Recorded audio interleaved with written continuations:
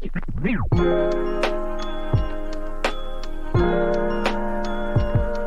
guys, welcome back to my channel Daily Learner. Do not forget to subscribe my channel and also press the bell icon. So guys, आज के video में हम discuss करेंगे डेप्थ market का fourth chapter duration and convexity. So इसमें हम पढ़ेंगे introductions of duration, factor affecting duration, effective duration, Macaulay duration and modified duration and convexity. So first हम डिस्कस करेंगे introduction to duration. So bond prices are said to have an inverse relationship with interest rate. Therefore, rising interest rate indicate bond price are likely to be fall, while declining interest rate indicate bond price are likely to rise. So bond price का inverse relationship है with the interest rate. So therefore जो interest rate अगर rising होगा so indicate करेगा कि इसकी जो bond price है are likely to be fall. So अगर इंटरेस्ट रेट डिक्लाइन होगा सो इंडिकेट करेगा कि इसकी जो बॉन्ड प्राइस है are likely to be rise. So, duration is defined as first order derivative of price with respect of interest rate. Duration is change in price of bond if there is a change in interest rate by 100 basis point, for example 1%. So, duration defined हुआ as a first order derivative of price with respect of interest rate. So, अगर duration की जो price bond है change हो जाएगी so there is also change in interest rate by 100 basis point means 1%. सो अब देखेंगे हम calculations of duration. So durations of bond is estimated as follows. So duration को कैलकुलेट किया गया है on the basis of duration formula. So duration का formula है price if yield decline minus price if yield rise divide by two initial price multiply by change in yield in decimal. So हम एक example देख लेते हैं कि duration को कैसे कैलकुलेट किया गया है। सो to understand the duration concept, let us consider a bond prevailing at price of rupees 201. If the yield increase by 50 basis point means 0.5%, the price will decrease to a rupees 200.2, and if the yield decrease by 50 basis point means 0.5%, the price will increase to a rupees 202 rupees. In this case, duration will be given as।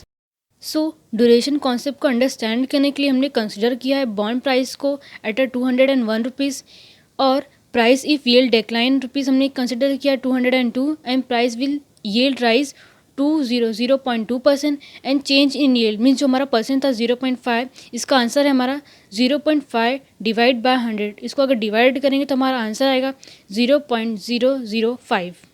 सो हम duration का formula भी use करके हम इसका answer निकालेंगे। सो जो हमारा duration का फॉर्मूला था और जो हमारे गिवन थे उसको हम अब एक्सचेंज करेंगे। So price if yield decline का उसका कितना दिया है 202 minus by price if yield rise, तो इसका यील्ड का राइज कितना दिया है 200.2।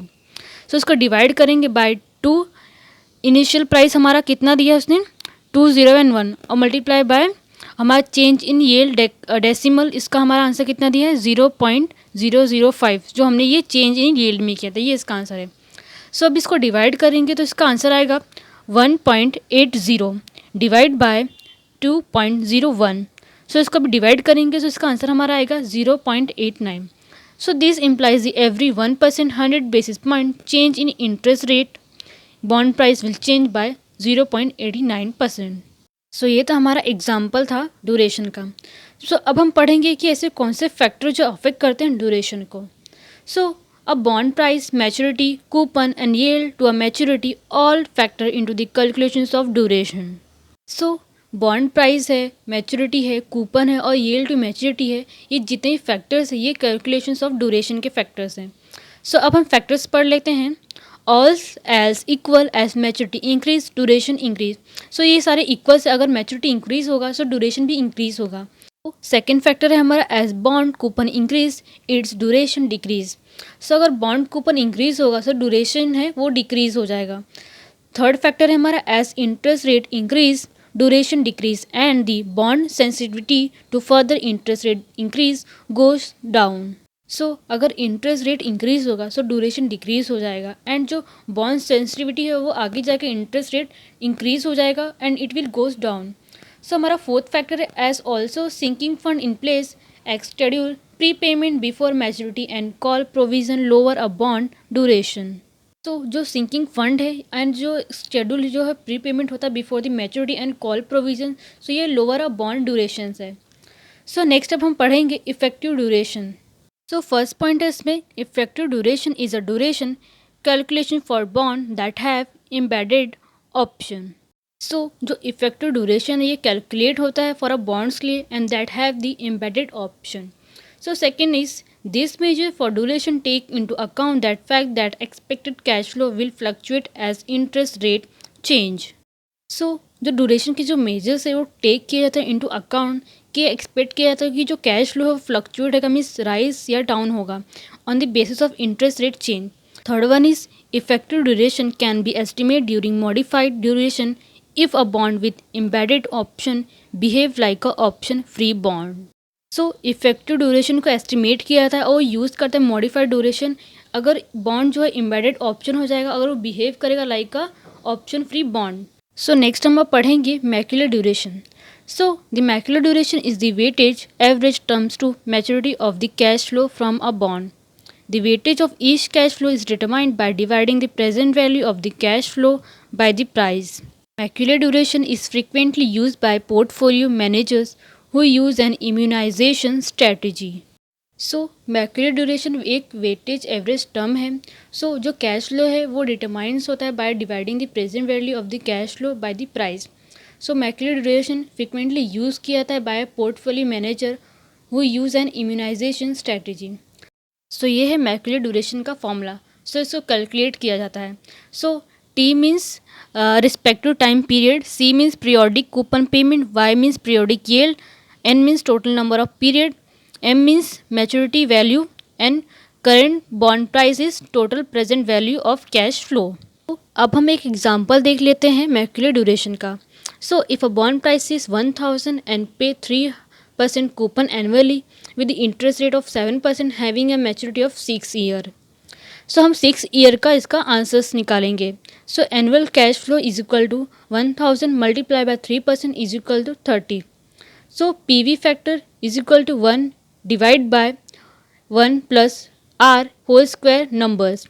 So हम फर्स्ट ईयर का इसका आंसर निकालेंगे।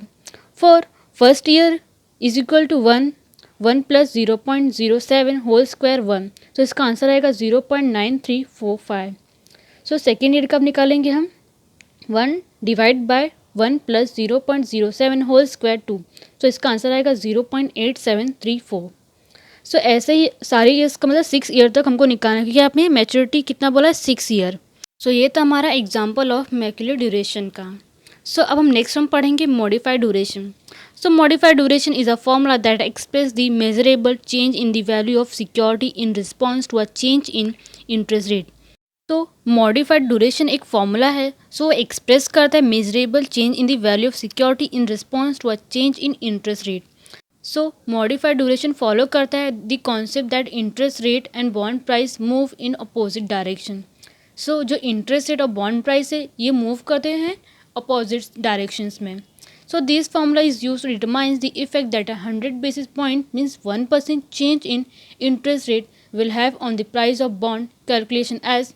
सो मॉडिफाइड ड्यूरेशन का फॉर्मूला है modified duration is equal to Macaulay duration divide by 1 plus YTM divide by numbers and brackets. सो ये है इसका फॉर्मूला। सो नेक्स्ट हम पढ़ेंगे convexity. So unfortunately duration has limitation when used as a measure of interest rate sensitivity. The statistic calculation a linear relationship between price and yield change in bond. In reality the relationship between change in price yield is convex. So unfortunately जो duration है उसके पास limitations होता है और use करता है measure of interest rate sensitivity.